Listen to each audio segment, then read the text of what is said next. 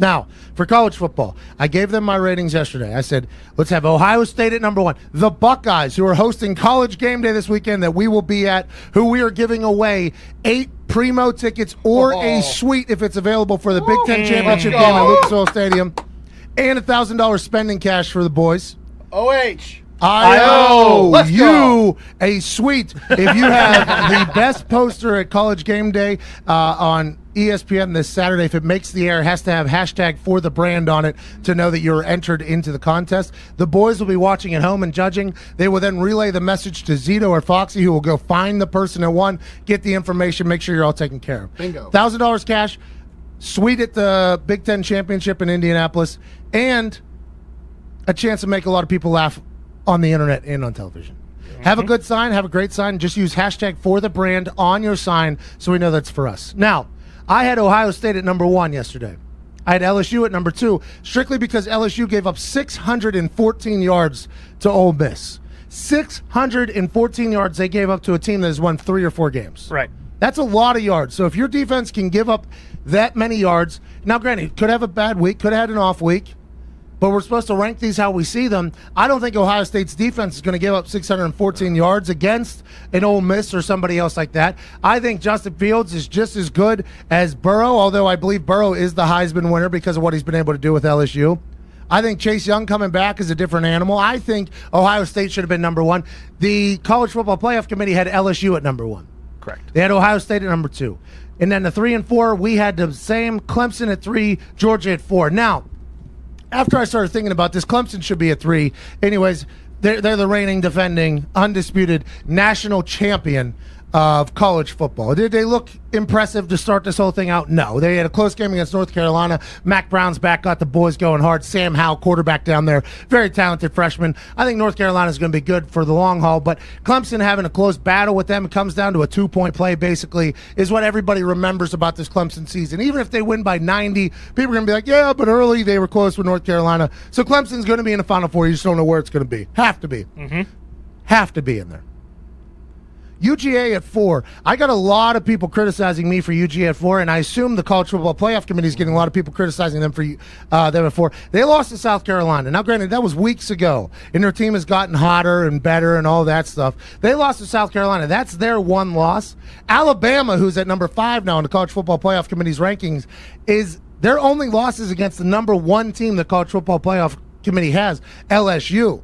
So you could see how people would be like, hey, UGA loses to South Carolina. Alabama loses to LSU. You got UGA above Alabama. A lot of confusing things there with this committee. Now, everybody says Alabama is just sitting out there waiting. They're a placeholder at 5. They can still control their own destiny. But whenever you look at that, it's hard if you're an Alabama fan not to be like, Georgia loses to South Carolina. We ain't never losing to South Carolina. We lost the number 1 team in the country according to your rankings, and you got us below Georgia. I don't think it really matters. I don't think it really matters right now. It's great fodder for conversation, but Alabama still controls their destiny, I believe. Pretty much, yeah. Now, at number 6, you got Oregon, and then 7, Utah. Those two are going to collide, and that's going to cause a little bit of a shakeup. Will they jump into the top 4? I'm not sure. A lot of things have to happen. At number 8, you got Penn State, who's playing Ohio State this weekend. If Penn State, who's number 8, beats number 2 Ohio State in the college football playoff, what do they do now? Just bump out the Big Ten completely and then it's everybody else in there? Or does Penn State automatically jump up a few because they've technically beaten, in my eyes, the number 1 team in the country, in their eyes, the number 2 team in the country? Pandemonium could potentially happen here. And then, let's not even add on, number 9, Oklahoma. They got to win the Big 12, but if they win the Big 12, are they in? Probably not. No, I think they're screwed. Because they lost to Kansas State, so that'll be recalled. Big win against Baylor, even though they were down on the ropes. Jalen Hurts bounces back after like 3 picks or something like that. Good football team. They got no shot to make it in the Final Four, though. And then number 10, Minnesota, who still controls their destiny and can make their way in the top 4. Minnesota has Wisconsin. Winner will probably go to the Big Ten Championship. First, the winner of Penn State, Ohio State, with a chance of University of Michigan slipping in there.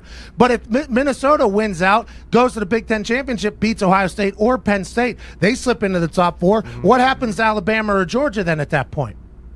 Nobody knows. It's all like if Georgia beats LSU, what happens to LSU? If Penn State or if Ohio State loses in the Big Ten Championship and they only have 1 loss, what happens to them? Because they're those teams are going to be 1 and 2 right now, and then they have one loss. Is their one loss going to be better than Alabama's one loss or Georgia's one loss? Yeah, what if you're number 1 or number 2, you go into championship weekend and you lose there? Yeah. Then all of a sudden they're putting a team in the playoffs that just came off a loss, which is a very interesting optically thing, but I just don't know how you would be able to do it. That's why, and this year we've dug deeper into college football than I have ever in the past. That's why I think college football is kind of cool. Every game counts until you lose one. And then once you lose one, you're just praying that everybody else loses one. Mm-hmm. And if no other team loses one, now you got to have quality losses on your schedule that you could potentially make it in there. I think that's going to be pandemonium coming down the stretch where this college football playoff committee has no chance of getting it right. That's why it has to be the 5 conference champions with 3 at-large bids. Let them figure out who the 3 at-large bids are. Let the conferences figure out who the champions are. Put them in there, 3 at-large. Now we got an 8-team playoff. More football, just like the NFL. More everything. It's better. It's time to make a change. It's beautiful. That would be a beautiful thing. And I think they put Alabama at 5 because Alabama now will not play in the SEC championship because LSU will play from the West and Georgia's probably going to play from the East. So if if Alabama just beats Auburn, they have no other losses, then how do you drop them out of 4 with no other losses? When their only loss is to LSU.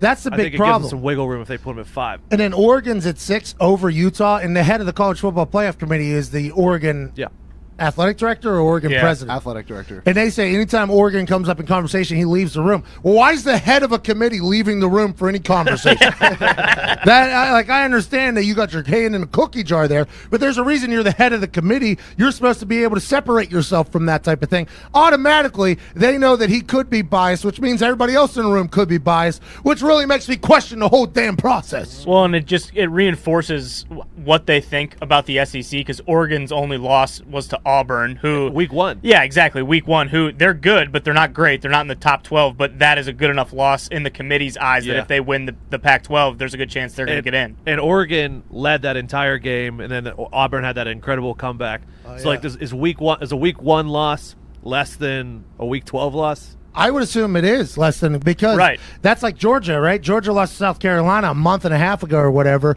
They've gotten better and hotter. Now, granted, they were very close with Kentucky. I don't know if that gets factored in there. But, yeah, and what should be remembered here is this committee is not affiliated with ESPN or with Fox or with anybody or NBC. They're their own independent committee, and I think sometimes that kind of leaks into the people that cover the sport. They automatically assume that like old Herb Street's pulling the strings over there, or maybe old Urban Meyer's pulling the strings over there. If any of those guys were, you would see, I would assume, a different setup because they just want good games because they're television people. But for us, for me, I think where they got it wrong, Ohio State should be the number 1 team. That's just what I think. But does it matter they're number 2 and LSU's number 1? Not really. I mean, at some point you're going to have to beat everybody to get in. Yeah, but I would rather not play Clemson my first game of the college football playoff. I agree. Who played Clemson last year in the first one? Notre Dame. And what was the score? A lot to a little. Yeah, they got mollywopped. Yeah, legit. Yeah. Nobody even remembers that Notre Dame was in that playoffs because of how bad it was. And I think Notre Dame's even trying to be like, yeah, we weren't even in. I think Ohio State probably jumps to 1 if they win against Penn State, against Michigan, against Minnesota. Those are 3 great wins. Or Wisconsin. Wisconsin. I think Minnesota's going to start rowing the boat again. I mean, they had that one in Iowa, and they gave it away. Sometimes you need that to, row the boat in the correct direction again. Now, granted, sometimes you got to hit an iceberg to get the boat back on track. Exactly. All